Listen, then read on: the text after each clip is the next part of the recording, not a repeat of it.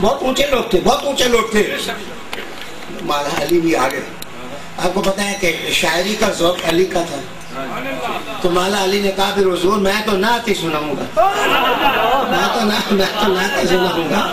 ہائے وہ اس موسم پہ میں فدا ہو جاؤں کہ رات کا سما چاندنی چن چن کر کے ببول کے کانٹوں سے اور شاخوں سے پڑتی نیچے اور ہوائیں اٹکیلیاں کرتی، اور اٹکیلیاں کرتی ہواؤں میں، کبھی زلف رسالت کی فضاؤں میں لہرا جاتی. ادھر سامنے 3 عاشق بیٹھے ہیں. ابو بکر علی ہیں، خالد بن ولید رضی اللہ تعالیٰ عنہ. نبی کریم علیہ السلام نے ارشاد فرمایا کیا مزہ ہوتا کہ آج اس بزم نعت میں کچھ کھانے کی چیز بھی ہوتی. حضور نے خود تو نہیں کھانی تھی نا، حضور اپنے غلاموں کا خیال رکھتے تھے. اصل میں ایک بندہ ان میں سے تھا جس کو سخت بھوک لگی ہوئی، سخت بھوک. تو حضور سمجھ گئے کہ بندہ ایک بھوکا ہے. تو وہ شرم کے مارے کہہ نہیں رہا تھا، تو حضور نے خود کہہ دیا کہ آج بڑا چنگا ہوتا کوئی کھانے دی شے ہوتی نا. اللہ اکبر. حضور کہیں کہ کوئی کھانے کی چیز ہو. ایک بندہ اور ایک تمبو میں وہ سن رہا تھا کہ یہ باتیں کیا کر رہے ہیں. اس نے سن لیا، وہ گیا فوراً جانے کے بعد چکماک سے چکماک رگڑا، پتھر سے پتھر رگڑا، آگ پیدا ہوئی. 10-15 منٹ لگے. اس نے دب اور گوہ جس کو کہتے ہیں وہ بھون کر کے لے آیا. وہ دب وہ نہیں ہے. میں نے ایک زمانے میں 22 نمبر تقریر سنی تھی راجہ حاضر صاحب کے پاس. ان کتابت پر ایک علامہ صاحب آئے تھے، اب بھی آپ کو یاد ہوگا. انہوں نے کہا دب شکار کی، دب کا مطلب ہوتا ہے فاختہ، فاختہ کا مطلب ہوتا ہے کھگی.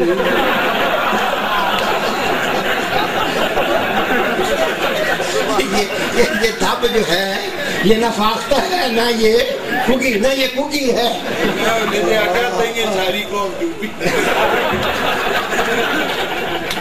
تو یہ جو دب ہے کہ دب فاختہ ہے، کہنے لگے فاختہ کھگی ہے. پہلے تو میں آپ کو بتاؤں یہ دب ہے کیا. یہ ہے کیا؟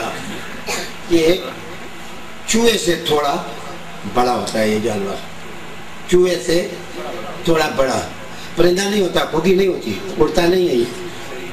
یہ چوہے سے تھوڑا بڑا ہوتا ہے. اور جو سا ہوتا ہے خرگوش سے تھوڑا چھوٹا ہوتا ہے. امام دمیری کتاب الحیوان میں لکھتے ہیں کہ اس کے اندر دونوں خصائص ہوتے ہیں. اصل میں چوہے والے خصائص بھی ہیں، اس کے مونچھوں کے 2-4 بال ہوتے ہیں، اور اس کے اندر سا والی بھی خصوصیات، خرگوش والی بھی خصوصیات اس کے اندر ہوتی ہیں. تو یہ جیسا کجا ہوا رسول کریم علیہ السلام کے سامنے رکھا گیا. تو نے کہا حضور حاضر ہے، کھائیں. تو رحمت عالم علیہ السلام نے فرمایا نہیں میں نہیں کھاتا. صدیق اکبر رضی اللہ تعالیٰ پوچھا کیا یہ حرام ہے؟ حضور نے نہیں حرام تو نہیں. انہوں نے کہا حضور پھر آپ کھاتے نہیں ہیں. عربی کے الفاظ سنو. حضور نے کہا کیا؟ حضور نے کہا لم یکن ھذا فی قومی. سنو، لم یکن ھذا فی قومی.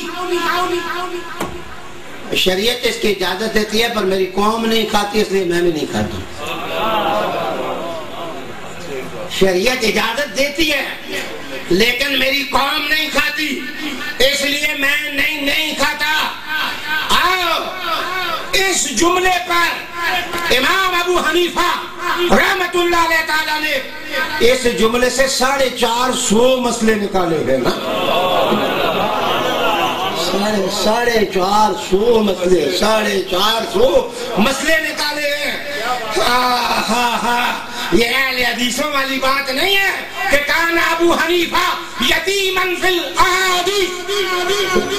یہ جو خرافات بکے جاتے ہیں کہ ابو حنیفہ تو یتیم تھا، حدیث اس کو آتی نہیں تھی. جناب حدیث آتی تھی لیکن ابو حنیفہ کے پیر و مرشد تھے.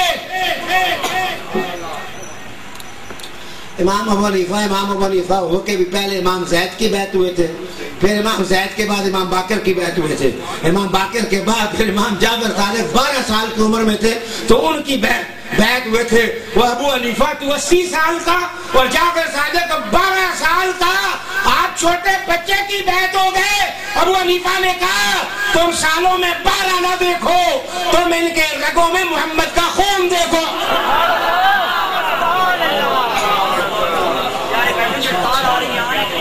اچھا زمانہ تھا، اچھا زمانہ تھا۔ یہ خاص ٹب کے لوگ ہوتے ہیں۔ خواجہ حسن بصری سے جس طرح کوئی پوچھتا کہ اس حدیث کی سند کیا ہے، وہ کہتے چھوڑ سند کو، علی کا نام ہی کافی ہے، علی کا نام کافی ہے، علی کا نام کافی ہے۔ اسپیکر بند ہو گیا۔ میں نے مزاق کرتے ہوئے کہا کہ شاید ان کو پتہ چل گیا کہ پاکستانی کو ادھر آ گیا، امریکہ کی بجلی کبھی جانے لگ گئی ہے۔ تو یہ آج جناب واپس آئیے، میں حضور نے کہا لم یکن ھذا فی قومی، میری قوم، اس کا مطلب ہے کہ حضور نے کبھی قوم کو نیگلیکٹ نہیں کیا۔ اپنی قوم کا خیال کرو، ایسی طرح ٹھپے نہیں مارنے، ووٹ آ رہے ہیں، ان لوگوں کو ووٹ دینا جن سے ملک بچ سکتا ہو، جن کے ہاتھوں جو امریکہ کی ہڈی پر بکے ہوئے نہ ہوں، جن کا تعلق ہو حضور کی ذات سے، حضور رحمت عالم کی ذات سے۔ اچھا پتہ ہے کیا،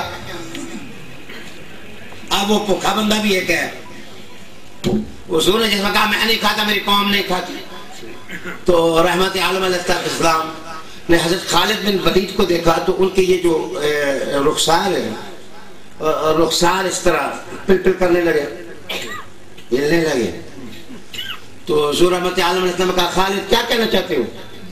انہوں نے کہا یا رسول اللہ کیا میں بھی نہیں کھا سکتا؟ یا رسول اللہ کیا میں بھی نہیں کھا سکتا؟ تو آپ نے کہا کہ آپ کھا سکتے ہیں۔ حضرت ابو بکر صدیق رضی اللہ تعالیٰ نے کہا کہ حضور کچھ لے لے برکت ہو جائے، اس لیے کہ صحابہ کا عقیدہ یہی تھا کہ وہ برکت لیتے تھے۔ آج کل تو سارا معاشرہ ہی بے برکت ہو گیا نا جی، ضرورت ہی نہ رہی۔ تو رحمت عالم الاسلام نے پھر اپنے الفاظ دہرائے، فرمایا کہ لم اجدنی آہا، لم اجدنی آہا، حضور نے کہا خالد تو کھا، میرا ذوق نہیں ہے یہ کھانے کا، میرا ذوق نہیں ہے، اب ذوق نہیں ہے۔ ان کو اجازت دے دی۔